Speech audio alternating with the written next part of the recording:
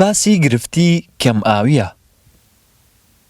دەچینە هەر گوندێکی برادۆست کەم ئاوی بۆ تاوێردی سەرزمانی دانیشتوانەکەی. 150 ماڵ لە گوندی نزاریە هەیە. لە نێو ئەم گوندە دەچینە ماڵی مام موسا. لە ماڵەکەی ئەو تەنها 200 لیتر ئاو هەیە.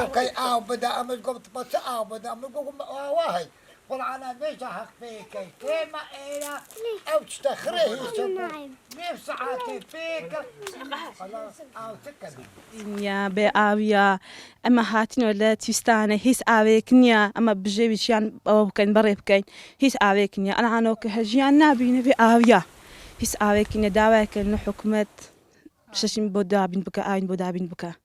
پرۆژەی حکوومەتێش بەڕاستی قەدیم هەموو ئەوان شێتێک چوینە ئێستا بە تانکەر ئاوی دابین کردە لە هەندێک ماڵە ئەوش بە تەواوەتینە زۆربەی ماڵەکان بێ ئاون و داواکارین لە حکوومەت کەوا پرۆژەیەکی گەورە دەست پێ بکە لۆ تەواوی سنووری دەشتی هێرتێ بەڕاستی معلومە لەکن هەمووان کە ئاگدارن سنووری دەشتی هێرتێ سنوورەکی بێ ئاوە و هیچ سەرچاوێکی ئاوی نییە.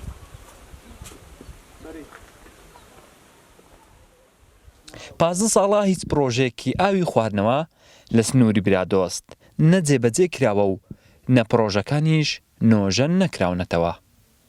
ڕۆژ بۆ ڕۆژیش ژمارەی دانیشتوان ڕوو لە زیادبوونە و هاوڵاتیان زیاتریش پێویستیان بە پرۆژەی ئاوی خواردنەوە هەیە.